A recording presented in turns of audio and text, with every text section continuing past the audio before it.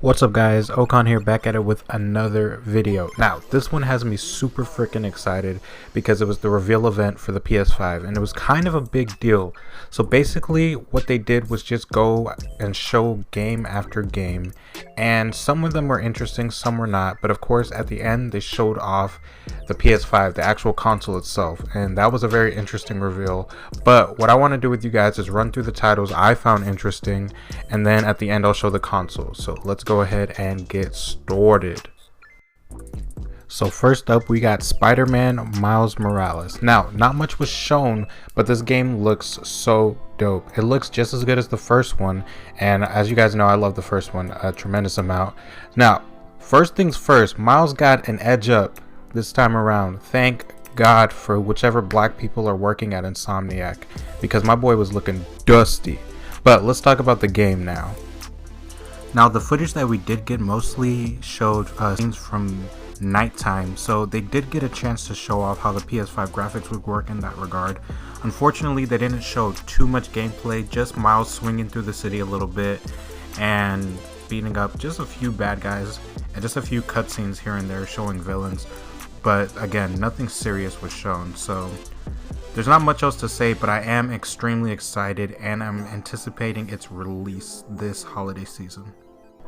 Next up we got Horizon 2 Forbidden West, which is the sequel to Horizon Zero Dawn, and this game looks pretty good. Now we didn't get any gameplay, but obviously this trailer that we did get showed off a couple of new things. The world looks huge compared to the last game, and I think it'll be based in the west coast of the United States this time around, unless I'm mistaken. I could be, but that's what I saw in the trailer. It looks like there's also new robot monsters to fight, which I would hope that there would be in a sequel. And it looks like Aloy's going on another mission. Who knows what she's doing this time around, but hopefully she's gonna get into some shit. And also it looks like some of those robots that are coming this time around could be controlled by humans.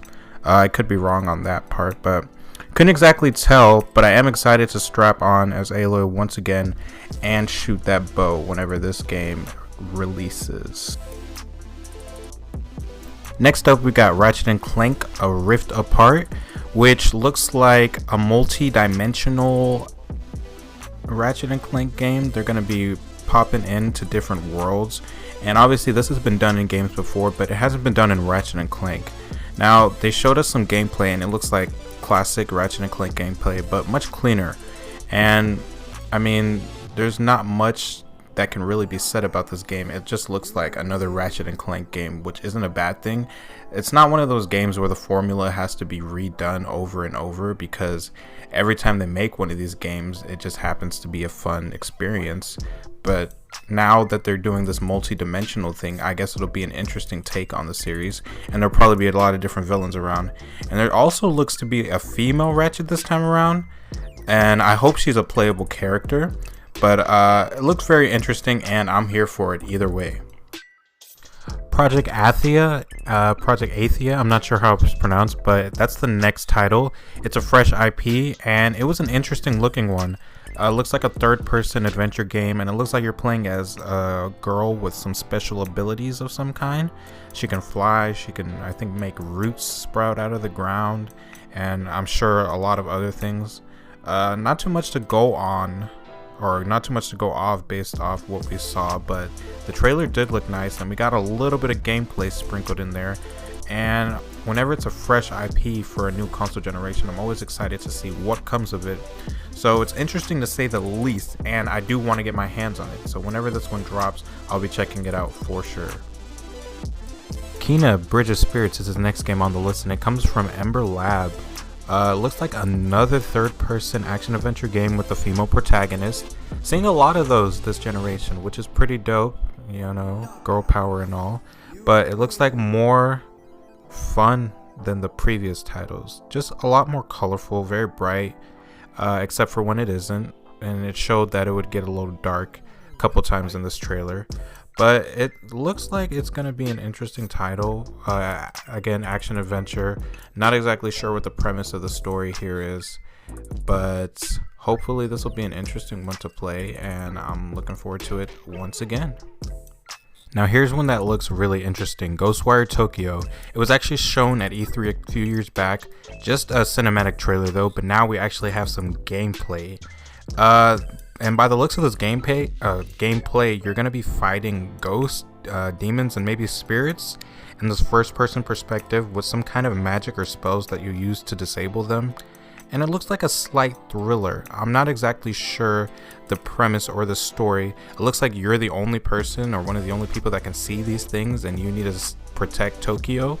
That was the story. And sorry about these thumbnails, they're a little blurry, but it was, I guess, in the middle of the action when I picked these up.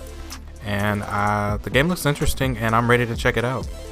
Deathloop is another new game from Bethesda, and it looks like a first-person shooter where you're getting killed time and time again. I guess that's the pool here.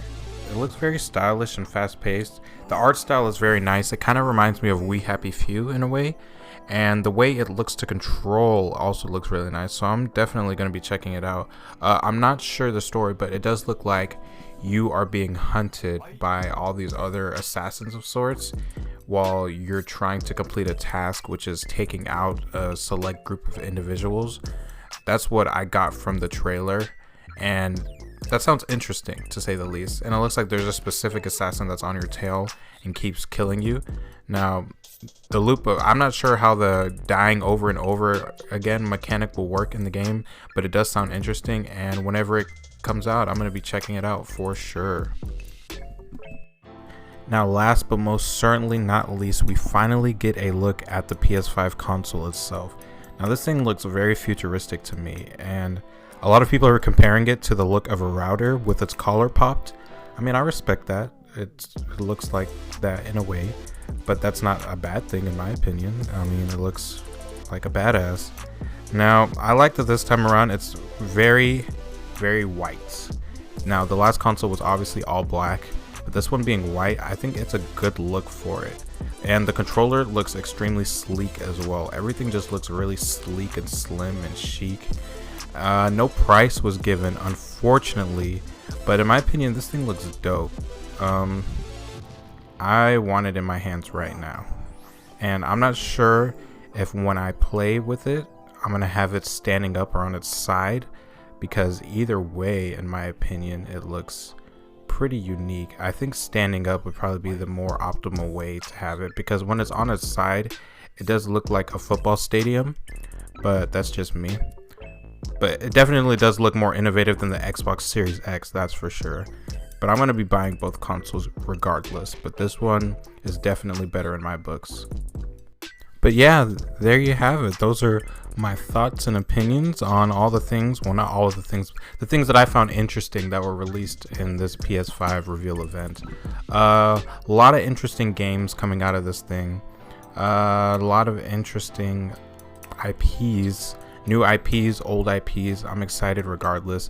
But thanks for watching. If you did enjoy this video, please leave a thumbs up on it. Go ahead and comment. And if you are interested in seeing what I do next, go ahead and like, subscribe, and stay tuned to see what type of content I take on next. Later.